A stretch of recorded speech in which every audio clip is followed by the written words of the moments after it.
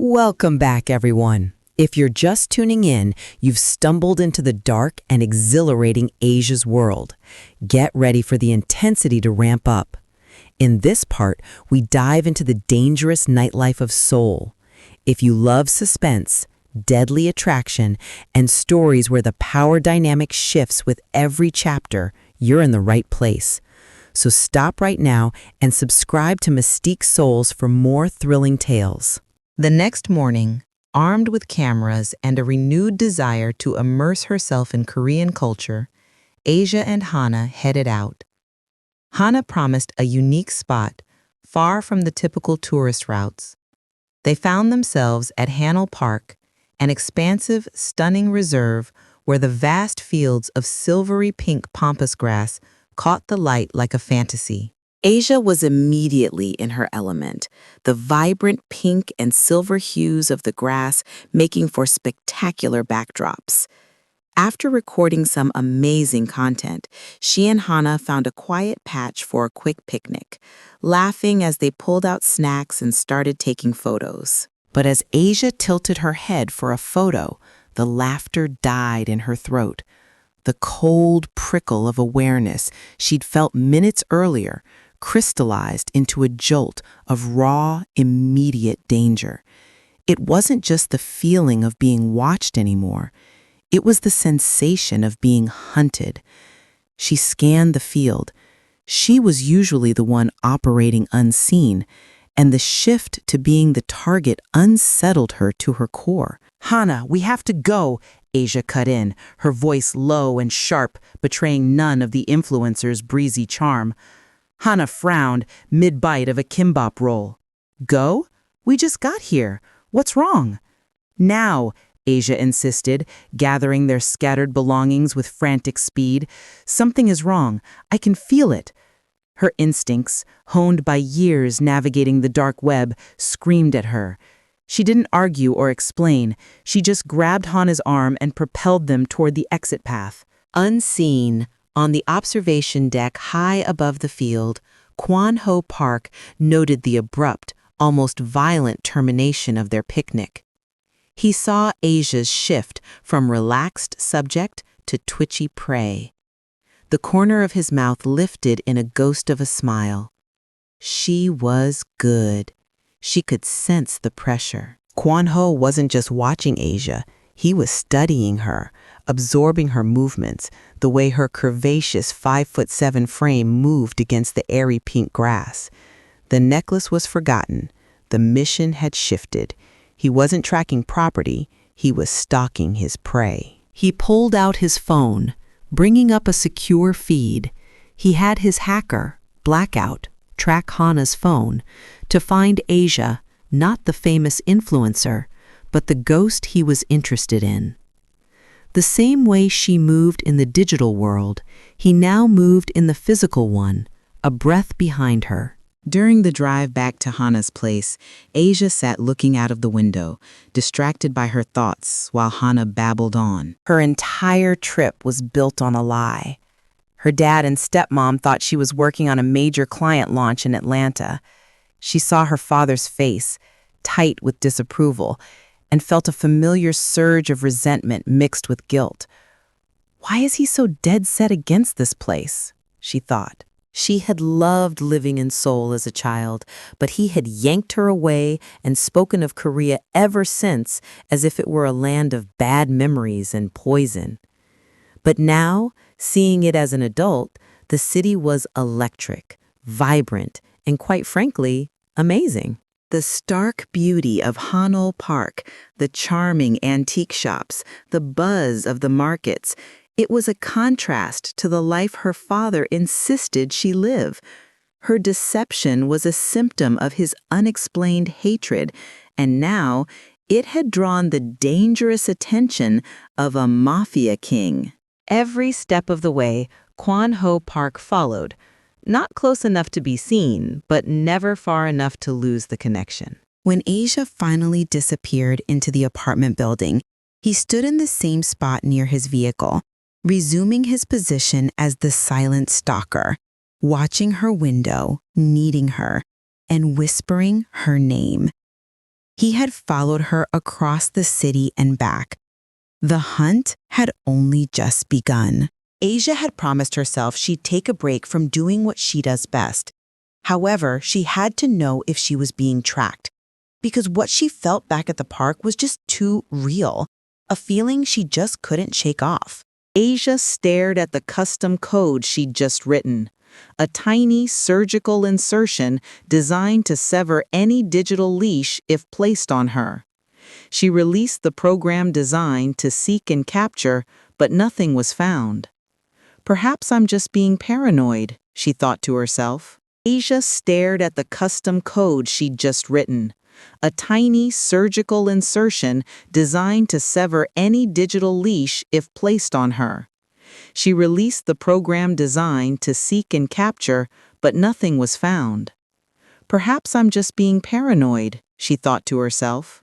The air in the apartment was thick with tension after the harrowing dash back from Hanul Park. Asia was still pacing the floor, her mind a tangled mess by thoughts of being cyber-stalked, her father's mysterious hatred of Korea, and her deceit. A soft, firm knock interrupted her thoughts. Hana entered the room, her eyes sparkling with an idea. Okay, new plan. You need to stop staring holes through your laptop. I have an idea. Asia looked up, intrigued. You should come with me and my team tonight, Hana announced, practically bouncing.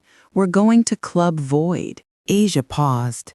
She considered the thought of stepping out and finding a distraction from the chilling realization that she was being stalked, digitally and physically, was mind-boggling.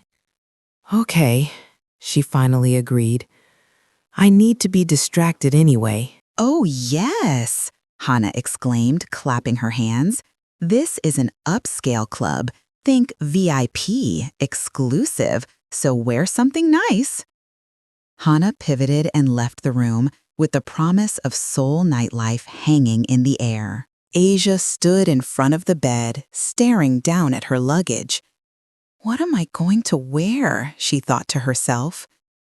She fiddled through her carefully packed clothes until her hand brushed against something smooth and leathery. A smile broke across her face. Yes, she whispered. This is going to be the showstopper. Later, while getting ready, Hana yelled from her bedroom, "Let's surprise each other with our outfits." Asia smiled to herself, busy securing the dragon necklace around her neck. She yelled back, "Okay." An hour later, Hana's voice, sharp with impatience, cut through the wall. "Are you ready?" "I'm ready whenever you are," Asia responded. Then Hana yelled, "On 3, okay?" "Okay," Asia retorted. 1, 2, 3. They both walked out into the hallway, stopping dead as they looked each other over. Hana was in a stunning, asymmetrical silk dress, but her jaw nearly dropped when she saw Asia. "You look great." "And so do you," Asia responded. Asia was wearing a meticulously tailored, buttery black leather catsuit that hugged her curvaceous body perfectly. It was edgy, expensive, and commanded attention. "No, girl," Hana stated, stepping closer, eyes wide. "You look dang on good," with a T at the end. Both girls broke out in an infectious, much-needed laughter. Outside the glowing entrance of Club Void, Hana introduced Asia to her team of coworkers. They were instantly excited to meet the famous influencer, all of them admiring Asia's daring look, especially Hajin, who was openly admiring her beauty. The high-energy music throbbed through the massive glass doors, promising a night of forgetting everything. Asia took a deep breath, ready to lose herself in the noise. While waiting to go inside, 2 huge, muscular men wearing identical dark suits and earpieces came out of the club's entrance. They cleared a path through the crowd for the VIP guests. At this time, we're only allowing VIP in here, one of the men stated. Hajin then said, "Hey guys, come on, we are VIP tonight." The two men moved with the practiced intensity of private security, escorting them through the velvet rope area. Once in Asia looked around in astonishment. She was wowed by the architectural design and the striking masculine decor. She immediately pulled out her camera and went live. Asia looked around and said excitedly, "OMG, A-Gang, I have to show you this. This place is incredible." She turned around with her camera suspended up in the air to give the A-Gang a 360-degree view of the club. "Oh, and let me do an outfit check." After posing for an outfit check, Aisha went to the private VIP areas. She captured the stunning details: purple velvet sofas, chrome and glass tables, glittering chandeliers, an open bar with a personal bartender, a butler, and a lavish buffet area. Asia couldn't believe the sheer opulence in this place. She loved the dark ambience and the intense vibe of exclusive power. After settling into a secluded booth, the group did a quick toast to life and prosperity. Then Hana, unable to resist the thumping beat, suggested they all go to the dance floor. Asia declined, but promised Hana she would join them as soon as they played something she could dance to. The truth is, Asia was still occupied with her thoughts. She sat on the plush sofa to enjoy the music, but her mind was replaying what happened at the park. Was someone really stalking her, or was it just her imagination? She thought to herself. While scanning the club, a habit her father taught her to survey her environment, Asia noticed a man in the VIP room next to hers. He was dressed in a pristine, all-white suit, a stark, luminous contrast to the club's deep, dark aesthetic. He was staring directly at her. The intensity of his gaze was unsettling. It wasn't the predatory look she'd felt at Hanul Park. It was an open, almost challenging scrutiny. Asia stared back, refusing to look away, her spine straightening with defiance. In that moment, one of the beautiful women with him leaned towards him and whispered something in his ear, her hand resting delicately on his arm. But the man in white never took his eyes off of Asia. His stillness was almost more threatening than Kwan Ho's raw power. As the man in white slowly lifted a glass toward her in a silent, mocking toast, Asia simply got up and walked towards the dance floor. He chuckled to himself and smiled while watching her walk away. Asia was still reeling from the stare-down with the man in the white suit when the pulsing beat of the music suddenly changed. The DJ dropped the needle on a track that made her forget the cold gaze, the stalker, and the lies. It was one of her all-time favorite dancehall songs, Murderer by Beanie Man, a slow and hypnotic rhythm. A smile broke through her composure. She walked directly onto the center of the dance floor, oblivious to Hana's group cheering her on. She lifted both arms above her head, closed her eyes, and began to whine her hips seductively to the beat. The sheer confidence and fluid grace of her movement were magnetic. The crowd stood still, as if she had hypnotized them with her seductive movements, every eye fixed on the effortless sway of her body in that black leather catsuit. Meanwhile, just above the dance floor, in his soundproof office overlooking the club, Kwan Ho Park poured a dark amber liquid into a crystal shot glass. His general, Choi Min-ho, entered with a knock and placed a single, slim file on the mahogany desk. With his head slightly bowed, Min-ho spoke the words Kwan Ho had already sensed. "Boss, this is all the computer guy can find." "Everything has been deleted or redacted," Min-ho replied, his voice heavy. It is like she and her family, the real them, does not exist. Kwan Ho didn't frown. He was now definitely more interested in Asia than before.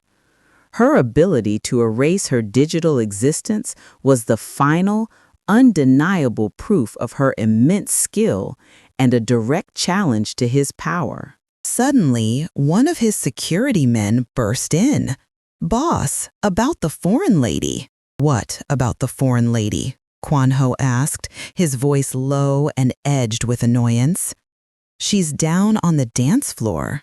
Kwan Ho practically jumped up from his desk, rushing over to a wall of opaque, soundproof glass that overlooked the massive dance floor. Immediately, he saw her. She was dancing with both arms up above her head, eyes closed, her hips swaying in a motion that commanded attention and ownership of the space. He looked at her outfit, admiring how the black leather hugged her body as if it was painted on her. He noticed the black pointy-toe stiletto boots with the silver metal heel that perfectly matched the unique chain. His mother's necklace she was wearing. She danced as if it was her alone in the room. Kwan Ho was fixated. He couldn't move.